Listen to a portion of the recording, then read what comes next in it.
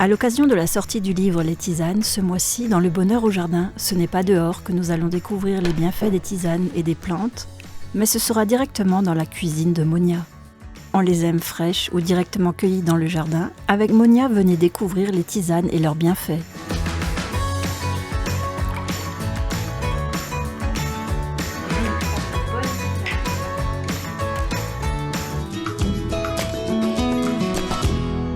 Alors c'est vrai qu'aujourd'hui, c'est pas dans le jardin que vous allez me découvrir, mais donc dans ma cuisine. Et effectivement, c'est un bonheur au jardin un peu atypique, parce qu'avec ces temps de confinement, mon activité a dû se mettre un petit peu en suspens. Mais ce n'est que partie remise. Avec les beaux temps en plus qui vont s'annoncer, ce sera vraiment merveilleux. Et donc, dans la cuisine, je vais vous proposer d'utiliser ce qu'on a dans notre jardin pour en faire des bonnes tisanes. Depuis que je suis toute petite, avec les grands-mères, j'allais dans les jardins et j'étais un peu cascadeuse. J'aimais bien découvrir certaines saveurs. Ma plante préférée est le basilic et j'ai toujours cette image où il y avait un grand morceau de terre avec plein de basilic parce que ma grand-mère adorait faire le pesto et en fait moi j'allais les prendre et j'allais les manger. Et à chaque fois, on me cherchait, mais tu es où? Mais tu es où? Et j'étais dans le basilic. On était sûr de me retrouver. Et comme en plus le basilic, c'est vraiment une épice qui a une plante qui calme, du coup, ça me fait beaucoup de bien. Ok, super. Bon, on te suit. Super. Allez, c'est parti.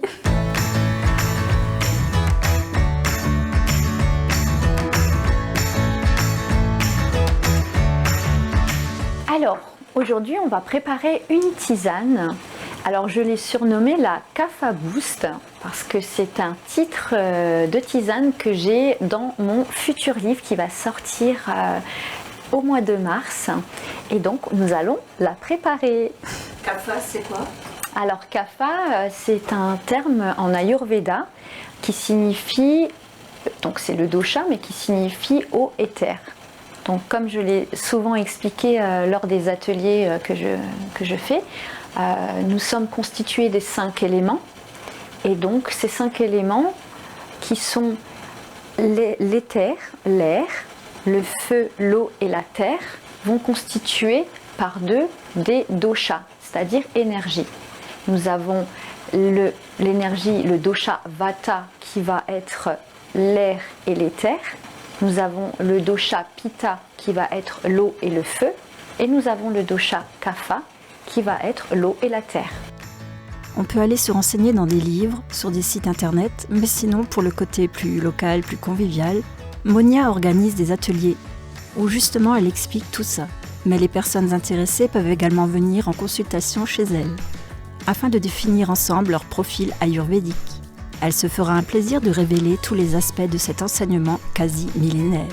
Ça va en fait leur permettre de mieux se connaître et ensuite de pouvoir tendre vers plus d'équilibre et d'harmonie sur tout ce qui concerne l'alimentation, mais aussi l'aspect émotionnel, l'aspect psychologique.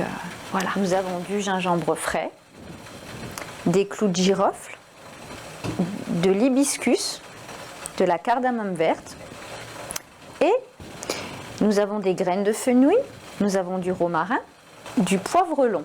Et donc là, on va faire bouillir de l'eau et ensuite on va l'incorporer. On va laisser comme ça pendant 10 minutes. En fait, plus on va laisser longtemps et plus ça va être fort. Il faut savoir par exemple, si maintenant on va mettre de la menthe et qu'on la laisse un peu trop longtemps, il va y avoir un goût amer derrière. Donc c'est pour ça que, voilà, en général, entre 5 et 10 minutes. Plus l'épice ou l'écorce, la racine va être costaud, et plus on va laisser un peu plus longtemps en décoction.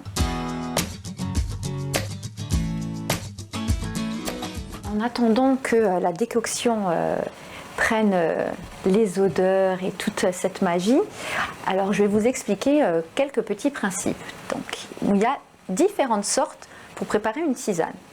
Nous avons l'infusion à chaud ou à froid. Nous avons aussi la décoction. Donc c'est selon la plante ou l'épice que vous allez choisir. En général, tout ce qui est fleurs et feuilles, on va plutôt les utiliser en infusion, alors que tout ce qui est écorce, racines et les graines plus costauds, vous allez les utiliser en décoction. Si on se réfère à la saison, c'est la saison hivernale. Et donc là, nous avons des épices qui vont chauffer. Donc lorsque nous avons froid, les épices vont nous chauffer. Et ce qui est intéressant, c'est de se dire qu'en fait, tout est équilibre. S'il fait chaud dehors, c'est d'aller prendre des épices ou des plantes qui vont refroidir notre corps. Et si nous avons du froid dehors, ce sera des épices qui vont nous réchauffer. Alors, j'ai toujours une anecdote à chaque fois qu'il y a l'émission. La petite anecdote, c'était que j'étais à un endroit où il n'y avait plus le chauffage et j'avais très froid et je voulais prendre une tisane. Et la tisane, c'était une verveine menthe. Alors effectivement, la verveine menthe, quand on la boit chaude, eh bien c'est top parce qu'elle nous réchauffe sur le coup. Mais ce qu'il y a, c'est que la propriété de la verveine et de la menthe, c'est que ce sont des refroidissants. Et donc l'effet après n'est pas celui que j'avais escompté.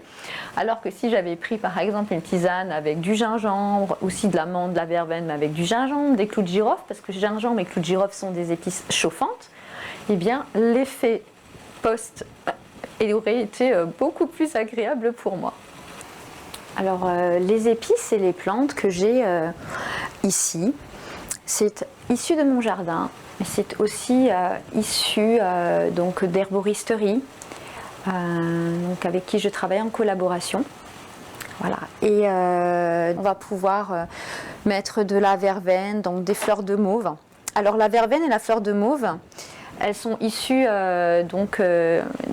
j'ai mis en fait dans des pots un peu plus grands. J'ai réussi à avoir quand même de la production. Les rosiers, c'est aussi là-bas, il y a des petits rosiers. Donc voilà, on peut mettre aussi dans des pots quand on n'a pas l'opportunité de faire tout de suite son jardin, si on déménage. Mais je suis quand même assez contente d'avoir ces épices. Nous allons la filtrer.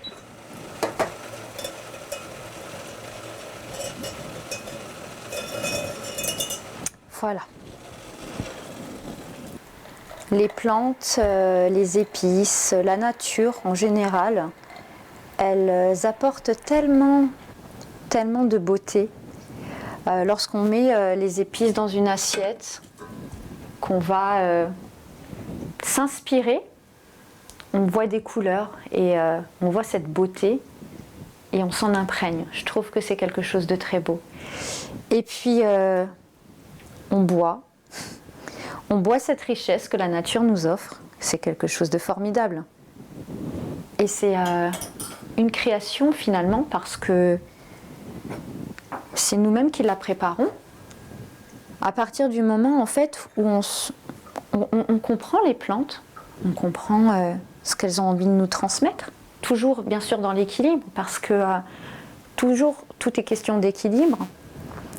Si nous prenons une plante ou une épice en excès, elle peut nous faire du mal. Et donc c'est vraiment d'intégrer tout cela en se disant que, en prenant conscience de ce que nous avons dans les mains, nous pouvons tendre vers un équilibre et une harmonie. Et dans ces moments qui sont pas faciles pour tous, je trouve le bonheur dans les plantes parce que mon jardin, il n'est pas qu'à l'extérieur, il est aussi à l'intérieur.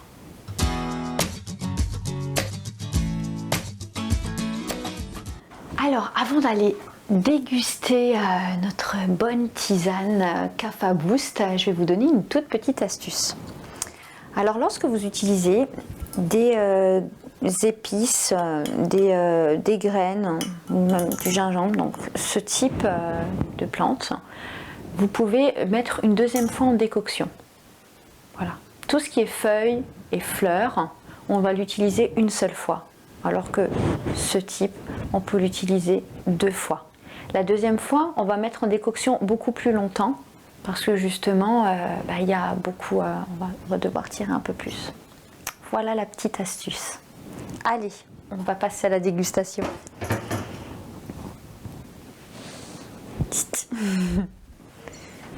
Zou.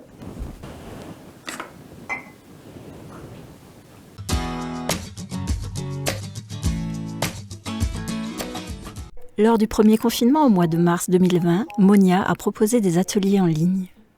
Durant ces ateliers, Sarah, originaire de Bordeaux, lui a suggéré d'écrire un livre et depuis lors, elle l'accompagne pour la réalisation de son rêve. D'ici mars, l'e-book sera disponible sur Internet. Donc l'e-book, il sera prêt pour le 2 mars. Donc les préventes, elles ont déjà commencé.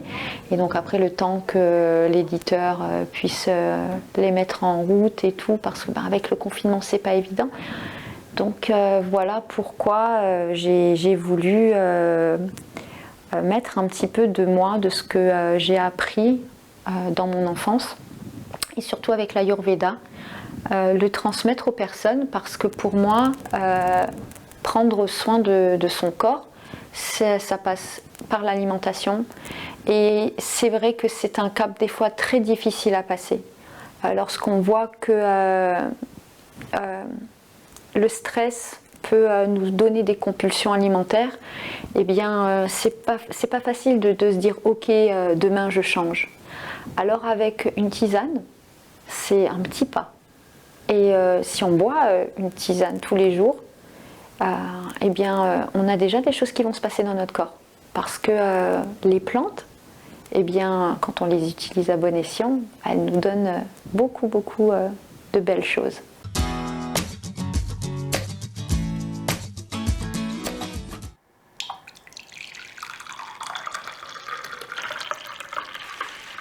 Fais santé. Regarde, j'ai préparé une bonne tisane, tu verras. En ces temps un peu compliqués, eh bien, je vais vous proposer en fait 2 recettes astucieuses. Une qui va vous permettre d'éliminer des toxines et qui est très très simple, et l'autre qui va booster votre système immunitaire. Alors, la toute première, très très simple, vous pouvez la boire le soir, il n'y a aucun problème. C'est simplement de prendre du gingembre et du basilic sacré. Alors si vous ne trouvez pas du basilic sacré, vous inquiétez pas, vous pouvez prendre quand même du basilic.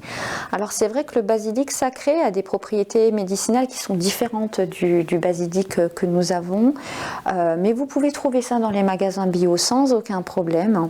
Et donc vous faites une tisane et vous pouvez en boire quelques tasses l'après-midi, un petit peu le soir, aucun problème. Et donc, ça, c'est pour enlever les toxines. Nous, dans notre jargon ayurvédique, on dit on enlève les toxines ama. Voilà. Et pour booster notre système immunitaire, alors là, nous avons pas mal d'épices. Alors bien sûr, si vous ne les avez pas, ne vous inquiétez pas, ce n'est pas ça qui va vous empêcher de faire une bonne tisane. Je vais vous donner des épices qui vont booster votre système immunitaire. Donc bien sûr, vous avez le gingembre qui booste votre système immunitaire. En plus de ça, lorsque vous avez le rhume, n'hésitez pas, vous pouvez en prendre. Ensuite, vous avez l'hibiscus que vous pouvez prendre en tisane. Vous avez le poivre noir, voilà. Il y a le réglisse. Alors, juste une petite note, c'est que pour les personnes qui souffrent d'hypertension, donc il faut éviter, voilà, c'est parce que il booste beaucoup, donc faites attention, hein, bien sûr. Il y a la guimauve. Donc c'est des racines. Alors ça, sachez que tout ça j'ai trouvé en magasin bio, hein. J'ai trouvé même la cardamome verte, j'ai trouvé en magasin bio. Donc cardamome verte qui va booster votre système immunitaire. Donc les graines de fenouil, en plus de ça, les graines de fenouil, elles ont des propriétés digestives, donc c'est vraiment très très bon.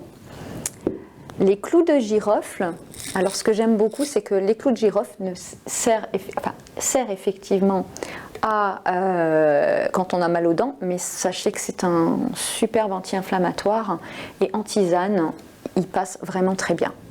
Et enfin, la cannelle. Donc moi, j'ai de la cannelle indienne que j'ai récupérée chez un herboriste, dans une herboristerie. Et bien sûr, vous pouvez prendre la cannelle de Ceylan qui est aussi efficace. Voilà. Donc n'hésitez pas, vous pouvez prendre tout ça ensemble si vous avez, et si vous n'avez pas tout ça, vous pouvez en prendre quelques-unes.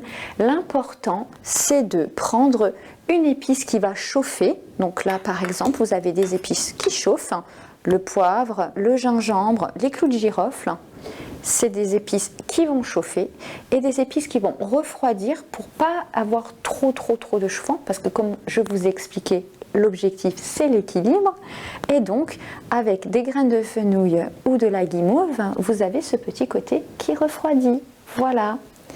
Et avec ça, continuez à être dans la joie, même si c'est pas facile. Pratiquer la gratitude et ensemble, nous allons sortir de ce moment qui est peut-être assez difficile, mais nous serons beaucoup plus unis. Une très belle journée. Au revoir.